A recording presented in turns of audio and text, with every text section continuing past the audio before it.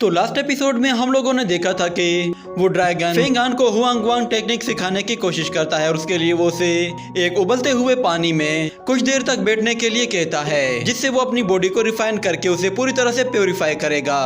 तो फेंगान के पास और कोई ऑप्शन नहीं होता, तो वो उसके लिए मान जाता है और वो फौरन से उबलते हुए पानी पे जाकर बैठ जाता है। ये देखकर ड्रैगन भी हैरान हो जाता है और वो कहता है कि फेंगान, मैं नहीं जानता कि तुम इस दर्द को कितनी देर तक बर्दाश्त कर पाओगे, मगर मैं चाहता हूँ कि तुम अपने माइंड को किसी भी तरह से डिस्ट्रैक्ट होने मत देना, वरना तुम्हारी सारी मेहनत जाया हो जाएगी और तुम कभी भी रिकवर नहीं कर पाओगे। और अगर तुम सक्सेसफुल हो जाते हो तो फिर मैं तुम्हें इससे एक स्टेप और ऊपर लेकर जाऊंगा। इस तकलीफ को बर्दाश्त करके ही तुम अपनी विश पूरी कर सकते हो। तुम न सिर्फ खुद को बचा सकते हो बल्कि तुम कंटिन्यूसली खुद को स्ट्रॉन्ग भी बना सकते हो। अगर तुम इसमें नाकाम हो जाते हो तो फिर तुम हमेशा एक लूजर बनकर रह जाओगे। और वो उससे कहता है तुम इस वक्त उबलते हुए पानी के अंदर हो, इसलिए अपनी स्पिरिट को रिफाइन करो और जरा अपनी पास्ट लाइफ को याद करो कि तुम कितनी मुश्किलों से यहाँ तक पहुँचे हो। तो फेंगान अपने पास्ट लाइफ को देखता है जिसमें उसे बहुत ज्यादा तकलीफों का सामना करना पड़ता है, जिसके बाद बाई ही चान उससे मिलता है और वो उसे एक गोल्डन एलेक्सियर देता है। और जब वो युहाऊ माउंटेन आ जाता है तो वहाँ पे एक प्रिंस उसकी बहुत ही अच्छी जमकर धुलाई करता है।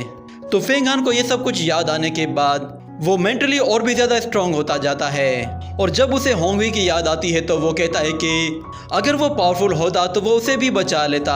और ड्रैगन उससे कहता है कि तुम्हें अपनी स्पिरिट को कंट्रोल करना होगा, बाकी सब के बारे में तुम भूल जाओ, तुम्हें अपने गम को अपनी खुशी में बदलना होगा। जिसके बाद अगले सीन में हम लोग फेंग किंगशी को देखते हैं, जो कि फेंगान का नाम पुकार कर कहती है कि फेंगहान, मैं नहीं जानती कि इस पनिशमेंट के बाद तुम जिंदा बचोगे या नहीं, ये सब कुछ तुम्हारे नेचर के ऊपर डिपेंड करता है। जिसके बाद हम लोग दोबारा से फेंगहान को देखते हैं, जो कि बिल्कुल रिलैक्स होकर कल्टीवेशन कर रहा होता है और वो ड्रैगन भी वहीं पे बैठा हुआ था। और फिर हमें दूसरी तरफ उस छोटी बच्ची को दिखाया जाता है। उसे फेंगहान के बारे में पता चलता है तो वो भागती हुई अपनी सिस्टर जियालान के पास जाती है और जियालान उसे इस तरह देखती है तो वो उससे कहती है कि क्या हुआ, तुम इतना ज्यादा परेशान क्यों हो। तो वो अपनी सीनियर सिस्टर के पास जाकर उससे कहती है, सीनियर सिस्टर, आपको पता है कि फेंगान को उन लोगों ने पकड़ लिया है और 3 दिन के बाद वो लोग उसको हेवनली पनिशमेंट देने वाले हैं। तो जियालान कहती है कि इमोर्टल सेक्ट के यही रूल्स हैं, जो भी सेक्ट के रूल्स को तोड़ता है उसे पनिशमेंट दी जाती है। मगर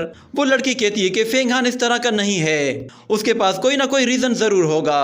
तो जियालान कहती है कि अब हम लोग इस पर कुछ भी नहीं कर सकते, मैं तुम्हें 3 दिन के बाद अपने साथ वहां पर लेकर जाऊंगी। ये कहने के साथ ही ये सीन यहीं कट होता है और हम लोग दोबारा से फेंगान को देखते हैं, जो कि अभी भी उसी जगह बैठा हुआ होता है। आज उसके 3 दिन पूरे हो गए थे और वो ड्रैगन फेंगान से कहता है कि यान लू, वो जिनशिन टेक्निक को अचीव करने के लिए सच में किस्मत भी तुम्हारा साथ दे रही है। तो फेंगान कहता है कि ये सब कुछ सिखाने के लिए तुम्हारा बहुत बहुत शुक्रिया। तो ड्रैगन उससे कहता है कि जब तुम्हें हेवनली पनिशमेंट दी जाएगी तो एल्डर टियानजिन भी वहां पे होंगे, इसलिए मैं वहां पर तुमसे बात नहीं कर पाऊंगा, इसलिए तुम्हें सब कुछ वहां पे कंडीशन के हिसाब से खुद ही हैंडल करना होगा। और अगर तुम आज जिंदा ना बचे तो फिर मैं तुम्हारी कोई एक ख्वाहिश जरूर पूरी करूंगा, मुझे तुम कोई अपनी आखिरी ख्वाहिश बता सकते हो।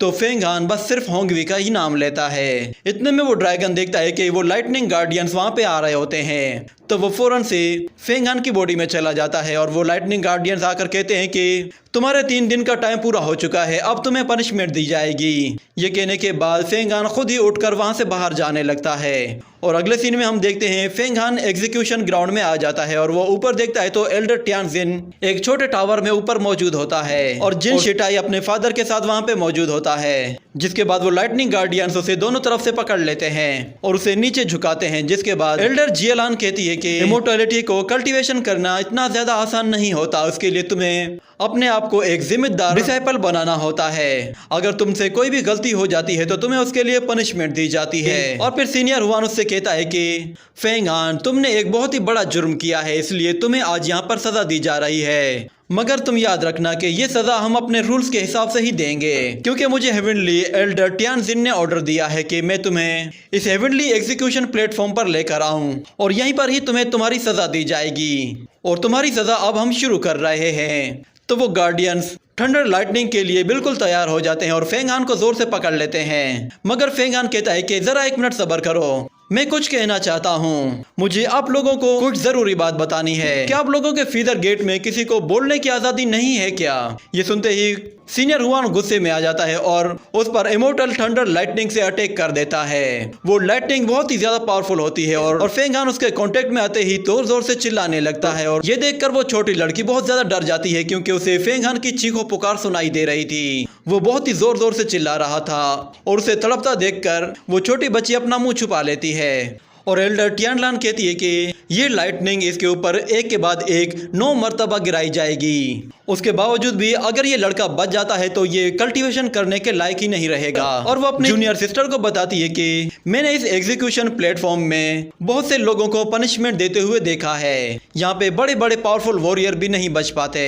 ये लाइटनिंग इमोर्टल लाइटनिंग है और इसके अंदर हेवन एसेंस भी शामिल है जिससे ये और भी ज्यादा दर्दनाक हो जाती है। और जैसे ही वो लाइटनिंग खत्म हो जाती है तो हम देखते हैं फेंग हान बिल्कुल बेहाल होकर वहीं पे ही गिर पड़ता है। उसे इस हाल में देखकर जिन शेटाई को बहुत खुशी होती है, मगर फिर फेंग हान अपनी आंखें खोलता है तो उसके सामने जिन शेटाई होता है और वो गार्डियन उसे दोबारा से पनिशमेंट देने की कोशिश करते हैं। मगर इतने में फेंग हान जोर से जिन शेटाई का नाम पुकारता है और कहता है कि तुम एक नंबर के बुज़दिल इंसान हो। तुम मुझसे अपना बदला लेने के लिए अपने फादर के पीछे छुप रहे हो। अगर तुम में इतनी ही हिम्मत थी तो फिर तुम मुझसे 1-on-1 फाइट क्यों नहीं करते?